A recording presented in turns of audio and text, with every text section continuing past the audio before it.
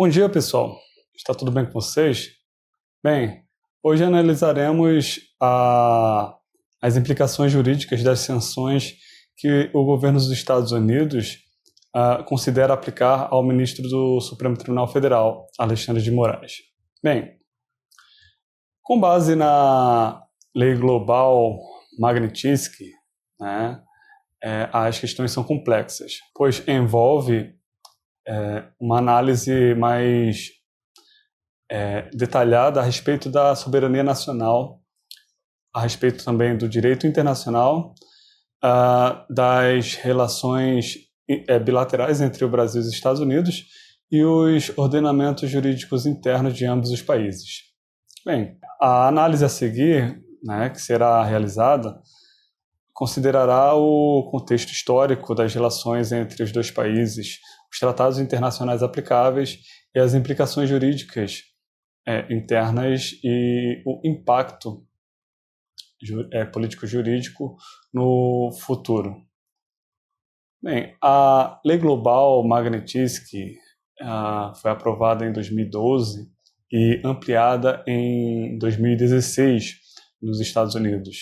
Ela permite que o governo estadunidense imponha sanções unilaterais contra indivíduos estrangeiros acusados de graves violações de direitos humanos, né, como tortura, prisões arbitrárias, sistemáticas ou desaparecimentos forçados. Também aplica-se no caso de corrupção significativa, né?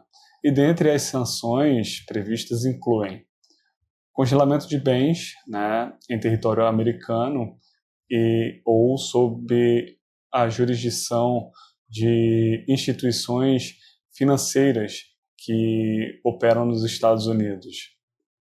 Também proíbem a entrada no território dos Estados Unidos, né? Existem também as restrições financeiras, como o bloqueio de contas bancárias e cartões de crédito de bandeiras norte-americanas. Possível impacto em serviços digitais de empresas dos Estados Unidos, né, como Google, enfim, Meta. E embora isso seja juridicamente controverso, né, a aplicação da lei não exige processo judicial, mas sim uma decisão do executivo com base em evidências como relatórios, testemunhos ou documentos de organizações internacionais. No entanto, as sanções devem atender a critérios rigorosos, como condutas sistemáticas de violações de direitos humanos, conforme tratados internacionais. No caso envolvendo a plataforma Rumble e a rede social X, as empresas norte-americanas, em especial a Rumble e a Trump Media and Technology Group, TMTG, alegam que as ordens judiciais emitidas por Alexandre de Moraes, né, violam legislações e princípios constitucionais dos Estados Unidos. As principais normas estadunidenses citadas nas ações judiciais movidas contra o ministro Alexandre de Moraes são a primeira emenda dos Estados Unidos, né, que garante a liberdade de expressão e é considerado um pilar fundamental do ordenamento jurídico americano. As empresas alegam que as ordens de Moraes que determinaram a remoção de conteúdos e o bloqueio de contas, né, configuram censura e violam esse direito fundamental. Argumentam que tais ordens buscam silenciar discursos protegidos nos Estados Unidos, especialmente de figuras politicamente expressivas, né, que residem, né, em solo norte-americano. A seção 230 do Communications Decency Act, né, ou CDA, que isenta provedores de serviços online como o Rumble e o X, né, de responsabilidade pelo conteúdo publicado por terceiros. As empresas sustentam que as determinações de Moraes, ao exigirem remoção de conteúdos que não violam a legislação americana, contrariam essa proteção legal. Segundo eles, Moraes tenta impor responsabilidade às plataformas por conteúdos que, sob a lei dos Estados Unidos, são protegidas ou não são passíveis de remoção. O Tratado de Assistência Jurídica Mútua entre Brasil e Estados Unidos, assinado em 1997, regula a cooperação jurídica internacional, incluindo a execução de ordens judiciais. As empresas alegam que o ministro Moraes violou o MLAT ao emitir ordens diretamente às plataformas americanas, sem seguir os trâmites formais de cooperação previstos no tratado, como o uso de cartas rogatórias ou a intermediação das autoridades americanas. A Convenção de Haia sobre notificação e execução de documentos judiciais, as empresas argumentam que as ordens de Moraes não foram notificadas às partes nos Estados Unidos conforme os procedimentos estabelecidos pela Convenção, da qual o Brasil e os Estados Unidos são signatários. Essa falha processual torna as ordens inexecutáveis nos Estados Unidos, segundo a decisão do Tribunal Distrital da Flórida. Falando da Flórida, a política de não reconhecimento de sentenças estrangeiras da Flórida, onde o Rubble e a Trump Media têm sede, prevê que as decisões judiciais estrangeiras contrárias à política dos Estados Unidos, como a liberdade de expressão, não devem ser reconhecidas. As empresas alegam que as ordens de Moraes, por imporem censura, são incompatíveis com essa política. A aplicação da lei Magnitsky contra um ministro do STF, como o ministro Alexandre, levanta questões sérias de soberania nacional. O Brasil, como Estado soberano, tem autonomia para determinar suas leis e conduzir sua jurisdição, conforme os princípios da não intervenção e da autodeterminação previstos na Carta da ONU e na Convenção de Viena sobre relações diplomáticas. Uma sanção unilateral dos Estados Unidos contra o magistrado brasileiro pode ser interpretada como uma violação desses princípios, configurando uma interferência em assuntos internos do Brasil. O Brasil e os Estados Unidos possuem acordos de cooperação, como o Tratado de Assistência Jurídica Mútua em matéria penal, como citado anteriormente, que regula a troca de informações e assistência em investigações criminais. No entanto, há tratados bilaterais que autorizam a aplicação extraterritorial das sanções, dessas sanções unilaterais contra autoridades judiciais brasileiras. Assim, qualquer tentativa de impor sanções carece de base em acordos internacionais bilaterais, o que reforça a argumentação de violação da soberania. A Lei Magnitsky baseia-se em tratados como a Declaração Universal dos Direitos Humanos e o Pacto Internacional sobre Direitos Civis e Políticos, que definem graves violações como atos de tortura, execuções, enfim, como já citado. Quanto ao ordenamento jurídico brasileiro, no Brasil, as decisões de Moraes estão fundamentadas em dispositivos constitucionais, como o artigo 5º, que protege a ordem democrática e limita a liberdade de expressão em casos de crimes como o discurso de ódio ou a desinformação, e no Código Eleitoral, que regula a proteção do processo eleitoral. Caso os Estados Unidos imponham sanções contra o ministro Alexandre de Moraes, como as previstas na Lei Global Magnitsky, tais medidas poderiam ser interpretadas como violações das normas brasileiras, especialmente no contexto da soberania nacional e do funcionamento do poder judiciário.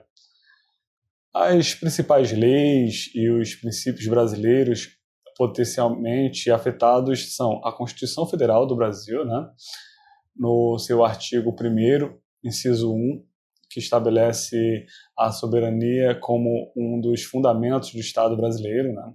Sanções contra um ministro do STF que atua no exercício de suas funções judiciais poderiam ser vistas como uma ingerência estrangeira na soberania nacional, especialmente se baseadas em decisões judiciais emitidas no âmbito da jurisdição brasileira. O artigo 5º, né, da Constituição Federal, no seu inciso 53, garante que ninguém será privado de direitos sem o devido processo legal. Sanções unilaterais dos Estados Unidos sem julgamento no Brasil poderiam ser interpretadas como violação desse princípio, já que Moraes não teria oportunidade de defesa em um processo formal no país. E também o artigo 102 da Constituição define as competências do STF, incluindo a proteção do Estado Democrático de Direito. As sanções poderiam ser vistas como uma tentativa de interferir nas atribuições constitucionais do STF, especialmente em investigações sobre desinformação e ataques à democracia. O artigo 11 do Marco Civil da Internet, a Lei 12.965 de 2014, que determina que as empresas estrangeiras que operam no Brasil, como a Rumble e o X, deveriam cumprir a legislação brasileira, incluindo ordens judiciais para a remoção de conteúdos ilícitos. Moraes baseou as suas decisões nesse dispositivo, exigindo que as plataformas respeitassem as leis nacionais. Sanções americanas contra ele, por tais ordens, poderiam ser interpretadas como uma tentativa de burlar o Marco Civil, desrespeitando a jurisdição brasileira sobre os serviços oferecidos no país. E o artigo 12 também do Marco Civil, que prevê sanções como a suspensão das atividades para empresas que descumprirem ordens judiciais. A suspensão do Rumble no Brasil foi fundamentada nesse artigo, e sanções contra Moraes poderiam ser vistas como uma retaliação contra o esforço, né, a garantia dessa norma. O artigo 961 do Código de Processo Civil estabelece que decisões judiciais estrangeiras só têm eficácia no Brasil após a homologação do STJ. Qualquer sanção ou decisão judicial americana contra Moraes, como as movidas pelo Rumble e a Trump Media, não tem validade no Brasil sem esse procedimento, sendo considerada uma afronta à ordem pública brasileira. Sanções que exigem o fornecimento de dados pessoais de brasileiros por empresas americanas em descumprimento de ordens judiciais brasileiras poderiam violar a LGPD, que regula a proteção de dados no Brasil. No caso Rumble, Moraes exigiu informações cadastrais dos usuários e a recusa da empresa foi um dos motivos para a sua suspensão. Também podemos citar que os princípios de direito internacional público poderiam ser violados, pois o Brasil é signatário de tratados internacionais que protegem a soberania nacional e a independência judicial, como a Carta da ONU, né, no artigo 2º, que proíbe intervenções em assuntos internos de estados soberanos.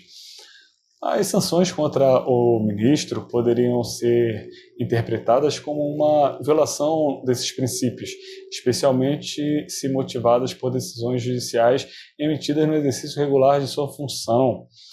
Como o ministro Moraes, né, e muitos vão discordar, ele não age isoladamente, mas em nome de uma instituição que representa o Poder Judiciário brasileiro. Sancioná-lo individualmente pode ser interpretado como um ataque ao STF, o que poderia gerar uma reação institucional, né, incluindo o Congresso Nacional e o Poder Executivo brasileiro. Em relação aos seus bens, o Supremo já informou que Moraes não possui bens ou contas nos Estados Unidos.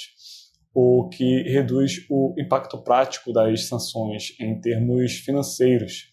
No entanto, o bloqueio de cartões de crédito ou serviços digitais, né, como o Google Pay, por exemplo, poderia ocorrer caso instituições financeiras internacionais aderissem voluntariamente às sanções dos Estados Unidos.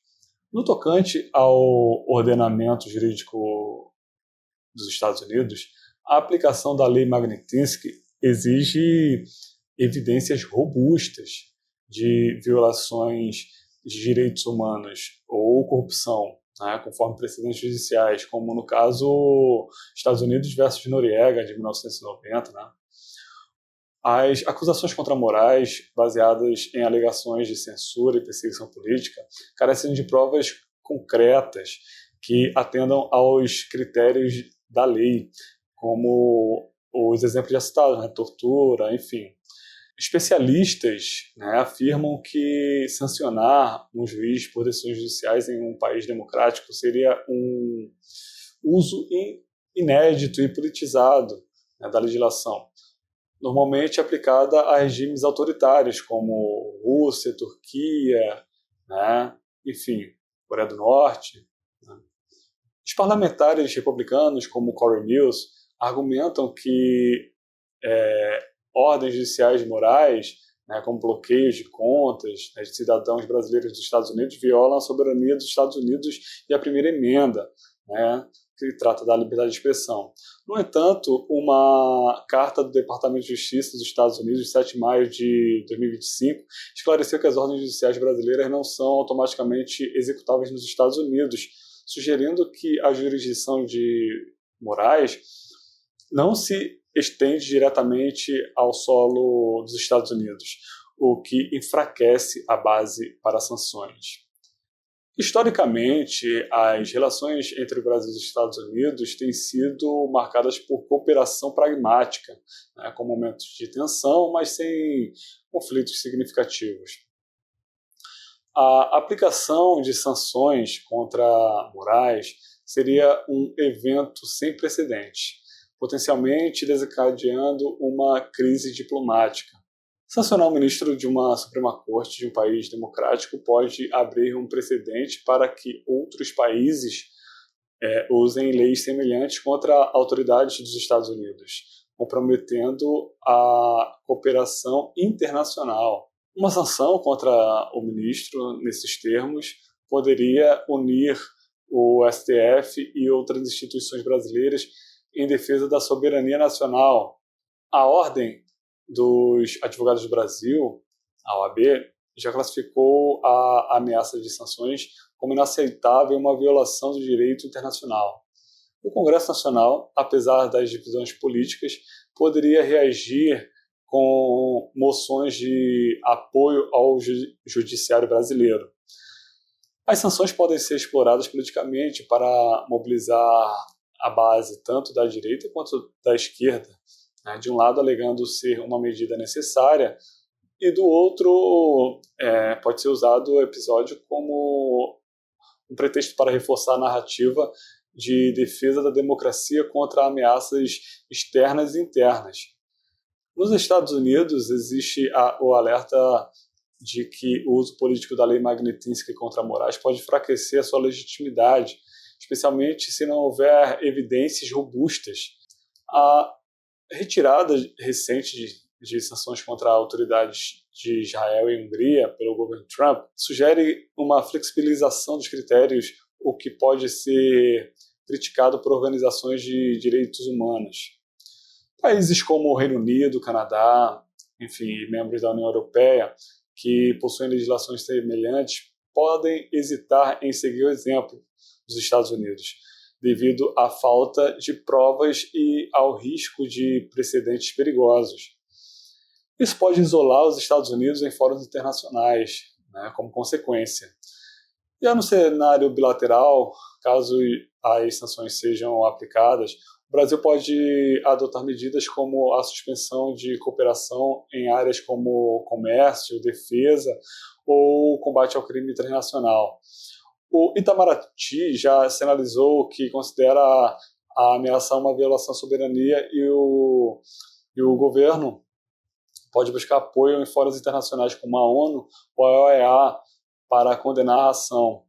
A tensão entre morais e empresas dos Estados Unidos está no cerne do conflito. Uma sanção pode escalar o debate global sobre a regulamentação, né, de plataformas digitais, com o Brasil defendendo o seu direito de regular a desinformação e os Estados Unidos priorizando a liberdade de expressão conforme a primeira emenda. O governo brasileiro tem adotado cautela, priorizando canais diplomáticos para evitar uma escalada. O Ministério das Relações Exteriores já compartilhou informações com o STF sobre conversas com autoridades dos Estados Unidos, indicando uma tentativa de desarmar o conflito antes que ele se materialize. As sanções à Lei Magnitsky contra o ministro Moraes teriam implicações jurídicas limitadas no Brasil, devido à ausência de bens do ministro dos Estados Unidos e à falta de aplicabilidade automática de decisões dos Estados Unidos em solo brasileiro.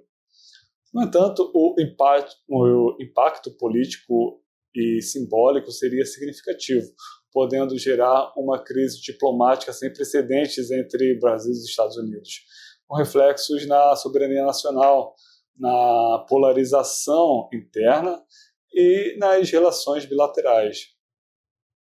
A aplicação da lei seria vista como uma politização indevida, já que as sanções de Moraes têm respaldo no ordenamento jurídico brasileiro e não se enquadram nos critérios de graves violações de direitos humanos exigidos pela legislação dos Estados Unidos.